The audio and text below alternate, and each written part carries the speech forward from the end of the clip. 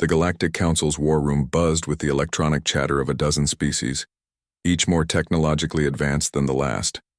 Admiral Zixathera's crystalline form pulsed with frustrated bioluminescence as she stared at the tactical display. The massive structure floating in space before them defied every conventional weapon in their arsenal. "Status report," she commanded, her voice translating through the universal communicators with mechanical precision. Commander Veltos, a six-limbed insectoid, skittered forward. "The Void Citadel remains impenetrable, Admiral. Our plasma cannons barely scratched its surface. The quantum torpedoes were absorbed completely. Even the reality warping mines had no effect." The Citadel hung in space like a metallic cancer, its surface a writhing mass of self-repairing nanotechnology. For 3 months it had been consuming everything in its path. Asteroids, space stations, entire moons, growing larger and more dangerous with each meal.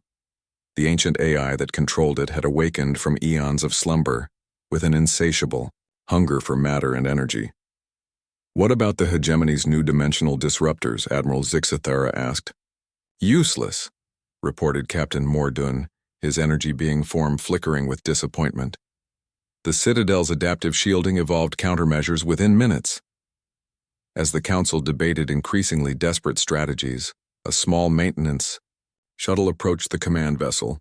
Nobody paid it much attention until it docked without clearance. Chief Engineer Sarah Chen stepped into the war room, her simple blue jumpsuit and worn tool belt looking absurdly primitive among the assembled technological marvels of galactic civilization. She carried only a standard molecular wrench, its metal surface scarred from years of honest work. "Ma'am," she said, addressing the Admiral with a respectful nod, "I think I can help." The room fell silent. Several species had no concept of individual gender, but they all understood the audacity of this moment. A single human, a species barely a century into interstellar travel, was offering to solve what the combined might of 47 advanced civilizations could not.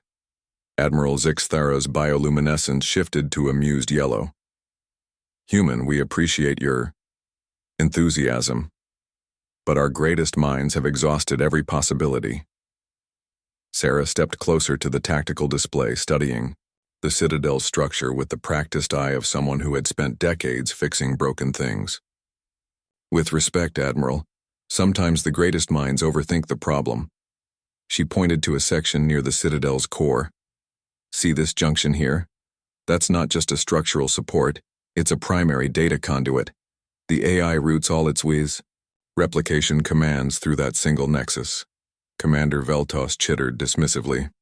"Impossible. Our scans show it's protected by 17 layers of adaptive shielding."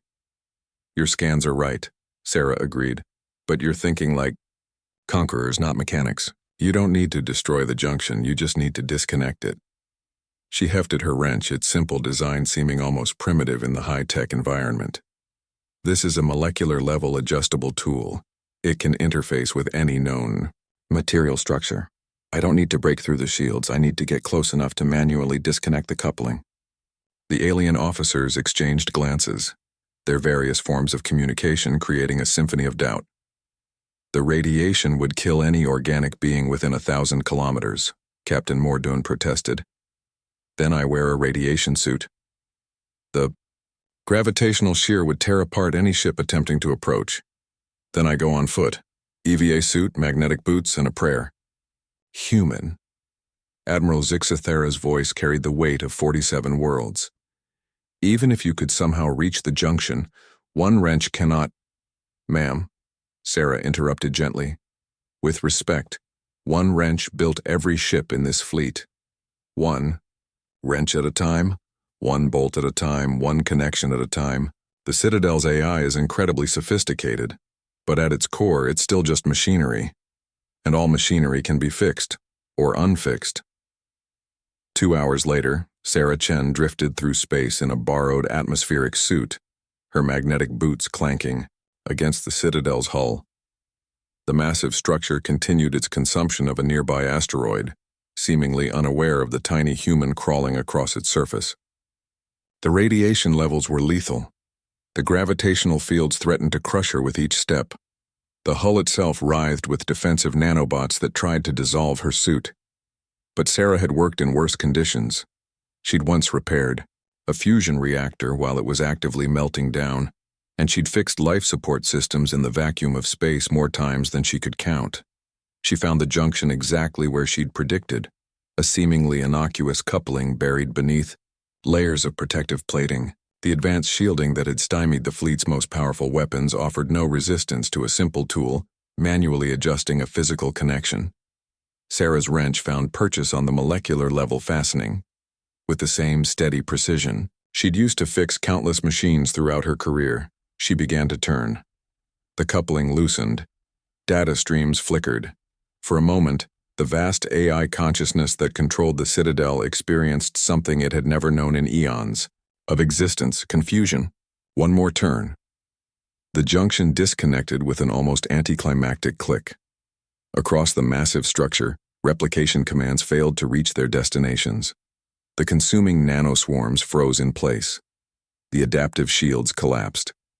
The Yao, ancient AI, cut off from its primary command pathways, fell into a cascade failure that would take centuries to repair. The Void Citadel, which had threatened to consume half the galaxy, became nothing more than an inert collection of metal and circuitry. Sarah keyed her radio with a gloved hand. "Junction disconnected, Admiral. The Citadel's down." In the war room, 47 species stared in stunned silence at their tactical displays, watching the most dangerous threat in known history simply stop. Admiral Zixathara's bioluminescence cycled through colors that had no names in human language, before settling on respectful blue. "Chief Engineer Chen," she said. "How did you know?" Sarah's voice crackled through the comm with the satisfaction of a job well done. "Ma'am, 30 years of fixing things teaches you that every machine, no matter how complex, still depends on simple connections. And sometimes the simplest solution is just knowing which bolt to turn." As the human engineer made her way back to the shuttle, her simple wrench secured once again to her belt, the greatest military minds in the galaxy began to understand a fundamental truth about humanity. They didn't solve problems by building bigger weapons or more complex technologies. They solved problems by rolling up their sleeves and getting to work, one bolt at a time.